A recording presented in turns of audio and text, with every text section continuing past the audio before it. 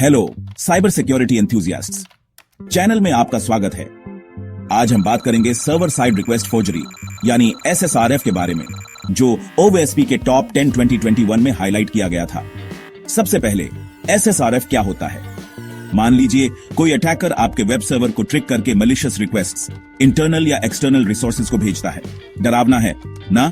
इससे आपके internal systems और क्लाउड मेटाडेटा तक अनऑथराइज्ड एक्सेस हो सकता है। एसएसआरएफ इतना खतरनाक क्यों है?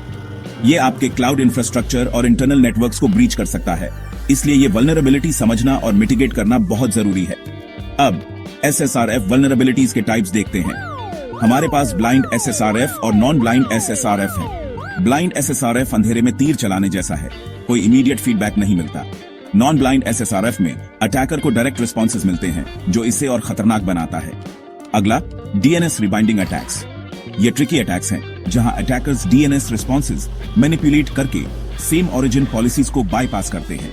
फिर इंटरनल पोर्ट स्कैनिंग यूजिंग एसएसआरएफ, जिससे इंटरनल सर्विसेज और उनके कॉन्फ़िगरेशंस पता चल सकते हैं। और क्लाउड मेटाडेटा एसएसआरएफ को भी ना भूलें, जहां अटैकर्स एबीयूएस, जीसीपी या एज्योर के मेटाडेटा सर्विसेज को टारगेट करते हैं। तो एसएसआरएफ वल्नरेबिलिटीज के कॉमन कारण क्या है? यूआरएल फेचर्स जैसे कर्ल और WGET एपीआईज और माइक्रो सर्विसेज में एसएसआरएफ, पीडीएफ जनरेटर्स, इमेज रिसाइजर्स और वेब हुक्स भी। अटैकर्स एसएसआरएफ को एक्सप्लॉइट कैसे करते हैं? वो सर्वर रिक्वेस्ट को मैनिपुलेट करके अनऑथराइज्ड इंटरनल रिसोर्सेज या क्लाउड सर्विसेज एक्सेस करते हैं, जिससे बड़े ब्रीचेस हो सकते हैं। ब्रीचेस की बात करते हुए याद है 2019 का capital one data breach.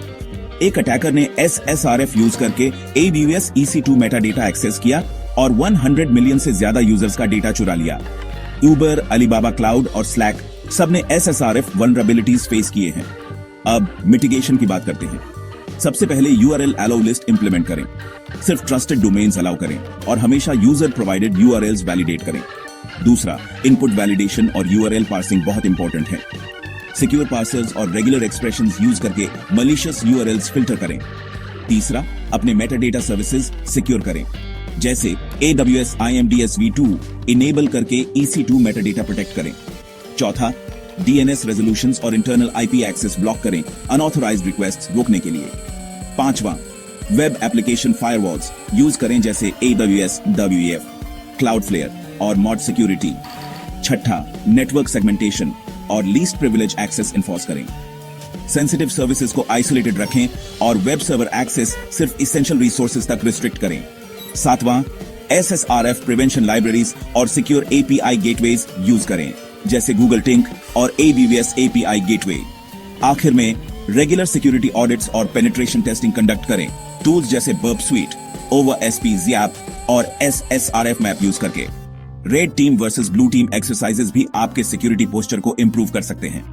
एसएसआरएफ detection और प्रिवेंशन के लिए बर्प स्वीट, OverSP ZAP और मेटास्प्लॉइट जैसे टूल्स बहुत हेल्पफुल हैं।